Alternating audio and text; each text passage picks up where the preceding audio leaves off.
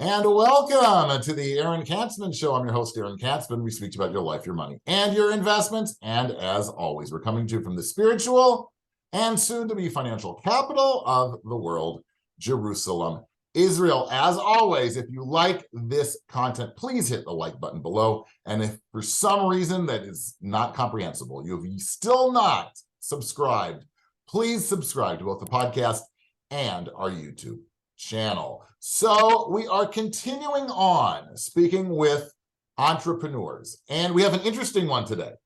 Her name is Adina Cooper, who came to Israel in the early 80s, after she finished her degree at Cal Berkeley. She continued her education studying real estate in Tel Aviv University and real estate management and valuation at the Technion, which means she's sort of smart. I don't know if she qualifies for the show, but she's got to be sort of smart. And she now has a different company called Living That Works. It's my honor to introduce to the show Adina Cooper. Nice to meet all of you. Aaron, it's been a pleasure knowing you for several years. Thank you. My pleasure. So let's get right in, because you have what you do now is way different than what you've done before, and you have quite the resume. Take us through sort of your immigration to Israel, how you got started. You did a bunch of real estate stuff in Singapore, and how that somehow led to what you're doing now. Okay, so my background is in real estate management, finance, investment. I worked in Israel for many years. I had a company here, and we were representing technology companies in Israel on building big buildings that if you live in Israel, you pass by them every day, whether it's on Route 2 or 4, even some projects in Yerushalayim, all over the country. And then I got more into the side of real estate investment, and I was managing an international real estate team out of England and Israel. I joined a partner to work on a listing in Singapore of a real estate investment trust, and went and worked out of Singapore for several years, raising equity and running that company. So I've lived all over the world, worked in Europe, worked in Asia, and about 3 years ago, I came back to Israel. My kids are all grown up, no one's at home, bought an apartment, and was moving in, and was faced with a very interesting dilemma of what to do with certain things. I tend to be a very organized person, and all of a sudden I saw that there are things that I've been schlepping around with me for all my life and hadn't really dealt with them, boxes of things. And so I became very curious how other people deal with these things. And I realized that people have things that are collecting in their homes, and it just doesn't work for them. So I became interested in, inspired in working on these kind of issues with people, how to deal with their homes and not their offices, not their big corporations, but their lives. And that's why I set up Living That Works, which helps and empowers people to deal with their lives today, what I call about curating your legacy for today and for your future, and for your family. So I work on things like how we deal with things. What I was dealing with was this big box sitting on my patio looking at me, and it had no place to go. And it was something that belonged to my mother, who she passed away when I was 9 years old. It was one of the few things I had. And I'm going, oh, what am I going to do with this china? It says Mom's China on it, staring at me, and I can't get rid of it. And I spoke with my sister, and she said, listen, it's China. It's not Mom. And I know that a lot of people look at these things and say, well, what am I going to do? She said, well, call your daughter and see what she wants. If she wants it, keep it. If not, it's China. Get rid of it. And with that permission, I did call my daughter. She did want the china. I can't say that I wasn't relieved. But at the same time, I recognize that a lot of people who are downsizing, moving around, people that are moving into senior housing, merging families. A lot of my friends are widowed, divorced, moving in with one another. have these dilemmas. What do I do with all my stuff, and how do I deal with it? How do I get reorganized? And so Living That Works is about decluttering, reorganizing, and also we do renovations and suit apartments or homes to people's needs, especially in the face of downsizing or changes in their lives. And it's not just about, well, should I throw out a few books that I don't have room for on my new book stand, right? You get into much deeper, more important, maybe not the best word, but aspects of people's lives also, which we may not necessarily think need to be decluttered, but are incredibly important that they must be decluttered. Is that right? Yeah, I mean, we talk about, look, I work with all sides of organizing your life. And I think the key word here is intentionality, bringing some kind of intentionality to how your life looks now. In other words, what I am doing for myself and my surroundings and how they impact me. Okay. I had a client who didn't need to get rid of anything, but her back hurt all the time. Every time she worked in the kitchen, she said, Adina, I just can't deal with this. And I came in and we looked at her kitchen and we looked at what she wanted to do and what she wanted for herself and what was important to her. And I reorganized her kitchen, pantry area so that her back doesn't hurt anymore, because how she operates in her kitchen is different. Okay. And it doesn't necessarily mean throwing things out. It also has to do with intentionality about what is it for your family? Okay. How does this your legacy of how you live now impact your family now and in their future?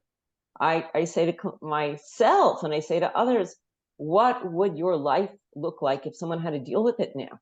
Would they know where the money is? Would they know what pictures are important to you? Would they know how to deal with your things and everything that makes up your life? And that's also part of what we deal with. So I've written a lot about how people need to get their finances order, but not just their finances in terms of their, monies and know where everything is, but, speak to their professionals, especially as people get older, whether it's their lawyers, their accountants, their financial advisors, in order to get their monies in order and the financial legacy that they're going to leave on to their heirs. Is that something that you deal with? And if you do, speak about that a little bit. Okay, so I work on several levels on that, and it is one of the questions I ask couples when I meet with them, or people when I meet with them. I say, first of all, do you guys both know where the money is? Do you both know how to get to it? Do you know where your important documents are? Do your kids know where they are? Do they know about it? And surprisingly, or not surprisingly, unfortunately, a lot of the women say we have no idea how to get into things. We don't know where the bank accounts are. I think one of the really great things about what's happening in Israel now is that people are becoming more and more aware of having the enduring power of attorney, which forces you to list your assets as an appendix to the document. So you guys as a couple have to look at it. Right. And you have to, when you start talking about financial planning, we can speak with you. I have someone who can just help people organize their papers. I work with a woman who all she does is help. She's a lawyer. She worked in insurance and she helps people organize documentation. Interesting. So she comes to their house. I work with people who organize photographs and can scan them and can say, this is important. This is Aunt Dottie on her 80th birthday 30 years ago, sitting with your dad. And so we know that that's an important photograph. But it's deciding, working together and making decisions intentionally about what's important in your lives. And I think the financial legal side is obviously number one. And number two is the physical memorabilia, your environment, being safe, being comfortable, and being clear to those that you want to leave things to, what is important to you. I'd like to talk now a little bit about the entrepreneurial side of things, right? Okay. Have you, this is your own business, right? As opposed to working for people, doing big projects, what have you. And you came to it in a way, I think, which is sort of common for a lot of entrepreneurs, is that you saw something that you yourself needed a solution for, and you started your own business. Can you talk a little bit about that process of starting your business and how you got into it? Okay, first of all, just to clarify, every single thing that I did of the businesses that I've had previously were also on my business as entrepreneurial. Sorry. And in the other three cases, they were things that literally had never been done before. Okay. Something that is like what I do exists. People do things like decluttering. People do things like project management and working with architects to manage construction and redevelopment of apartments. Those things exist. What I think I noticed that didn't exist was a very holistic view of packaging for this approach. In other words, what I saw was missing is somebody says, listen, I'm not just going to organize your stuff. Because I've seen a lot of people that go in and they just clean up people's closets, but it's not a way of working with the person. They just clean up their mess. What I do is work with people to define how they want to live. What are their values? For instance, I set up the business based on dealing with downsizing. And I'm not quite sure if your question is, how did I get to it? Or how do I develop my business further? Well, both I'm of not them, I quite would sure if say, that's sort what of you're both of asking. them. If you could speak to both of those. So first of all, I got to it mostly from that because that was my main dilemma. Right. And then I saw that it's a much bigger thing because I realized people have boxes of pictures, people have documents that are not in order. People have a lot of issues like my age, people, couples getting remarried or moving in together after the children have left home or moving into senior living. And this thing is a way bigger than just coming in and organizing things. And so we have an entire team. I call it the over 60s team, but it really works for people even under 60. But it's the over 60s team where we deal with the kind of issues that people that are growing older face in their lives. And it expanded from there. So I work with a whole team of people that can provide services. Okay, so you obviously, as you corrected me, you've been an entrepreneur your whole life, right? You had the bug from the get-go. Can you give some tips? Just what people who are thinking of starting a business, what they should think about, and maybe we'll start with that, right? What should they think about when they're starting a business? Okay, my first rule is don't let what other people have done in your field limit your thinking. That is really key. What we did, all of the business size I've done, people said, nah, but people have done this, or people do that, or no one has ever done that. I cannot tell you how many times people have said, no one has ever done that to me about certain business things that I want to do. And I think it's for you to say who you are and what you're doing. I remember the moment when I decided to do this business, and I think it was like in November, and I said out loud to a friend of mine, I said, I am working with people to deal with decluttering and reorganizing their lives so that their lives work for them, their families, and their future generations. Okay. And that's what I am.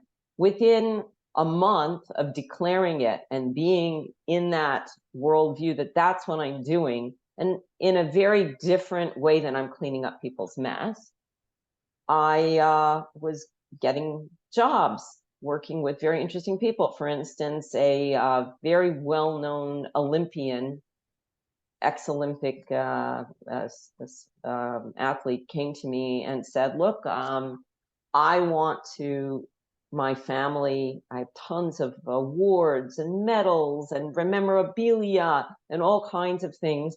And I don't know what to do with all this stuff. And I also have tons of clothing and tons of other things. And I have a partner who's moving in with me and I need to make a music room.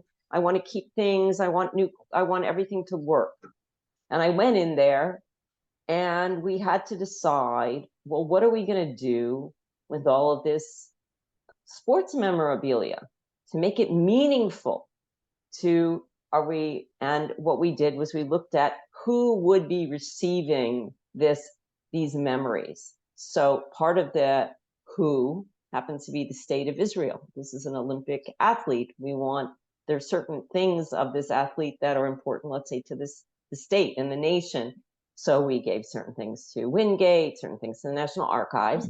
We also set aside things. We made a little corner in their home with memorabilia from their participation in the Olympics and certain cornerstone things that are for the children and the grandchildren, but they're curated. They're intentionally chosen so they know they're important. They're not a box full of photos and stuff that everybody's going to, what am I going to do with this? How can I possibly deal with this? And it happened really within a month or less of me saying, this is what I do. And it was very empowering for her and for her partner. And we created what they intended. And it was, yeah.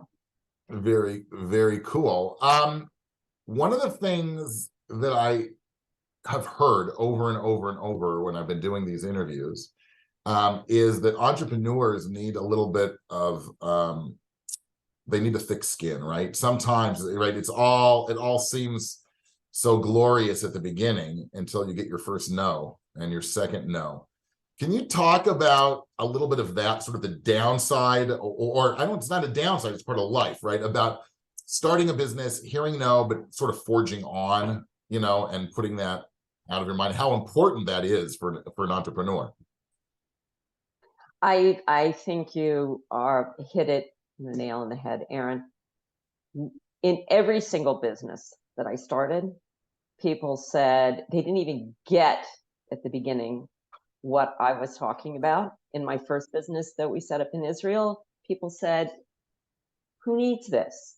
Now it is the standard practice for every technology company almost in Israel to hire a real estate advisory team that represents them and develops their real estate, whether they're an international company or a big local company, or even a startup. They have a strategy and all these things, and people, they couldn't get what we wanted. The same thing when we went to Singapore. People thought we were insane, and they really thought we were crazy and we wouldn't succeed until the day we listed the REIT. And my business partner, Itzhak Sela, he's like, this is what we're doing. And people kept saying, we don't get how you're going to do that. And we did it. And that's why I said, don't get stuck in what other people say you can do and what you can do. Granted, you can't defy gravity, but you can defy a lot more than you think you can. And people will say no to you. And that will actually make you stronger as a business person, because when they say no to you, or we don't get it, or why we need it, then you have to look at yourself and think, okay, why did they say they don't get it? I didn't get my message across. Where am I transmitting my idea? How am I doing that? Who am I being in my conversation with these clients or potential clients, or with the market? And that is very important as an entrepreneur. If you're getting a no, okay, be ready to get a no. If you're not ready to get a no, don't be an entrepreneur, because people are going to say no to you all the time. Mm-hmm. And you are, in your requests and in your offer, you are yes. You are that yes.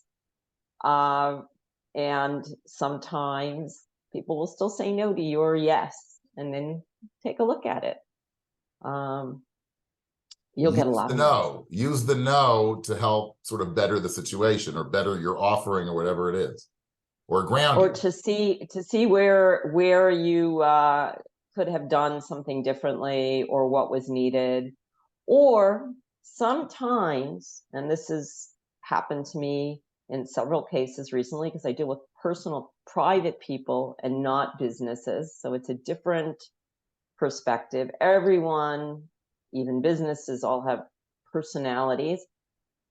There are times when what you are offering and what a person wants to receive, and even what you can offer, even if you reface that offer, is something that is not something that the client wants. And that's okay.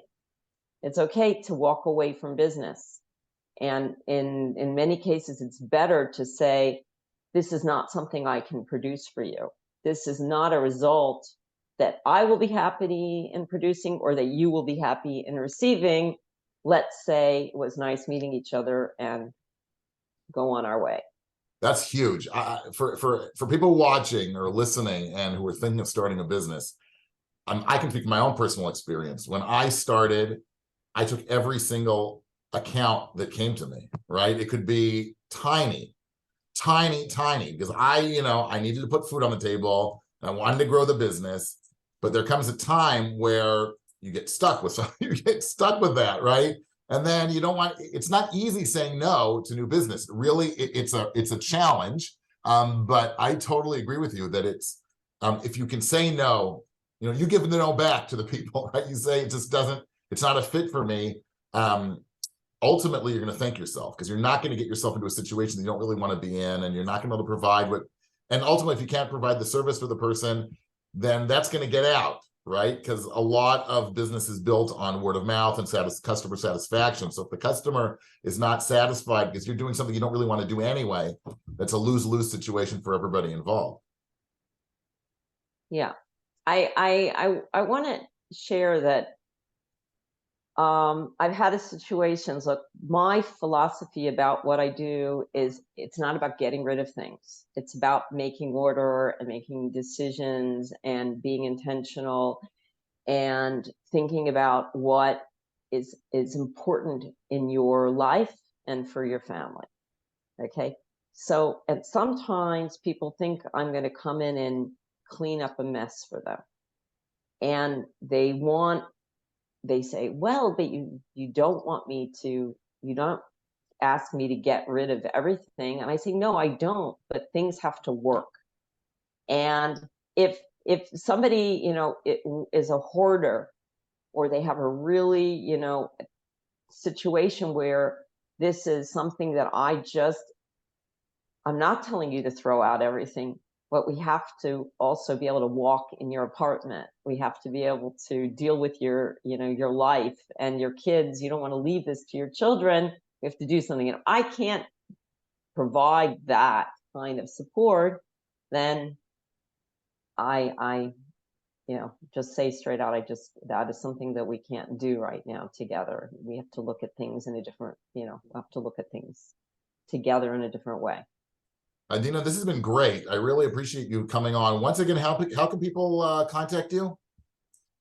Well, first of all, you can just Google Adina Cooper or Living That Works. You can go on my website, adinacooper.com, or go on to my Instagram at Living That Works. My phone number in Israel is 050-5246-937. And I'm always happy to get a WhatsApp or a phone call, and we can chat about what you need. And I have really a team of people that are specialists. I even have someone who is a wardrobe curator works with me to help people over 60 who want to dress nicely and look good and deal with their stuff. So love to hear from you and make your life look good and feel good. And yeah. Thanks so much for agreeing to come on the show. Thank you for having me, Aaron. Yeah. You've been tuning into the Aaron Katzman Show. We speak about your life, your money, and your investments.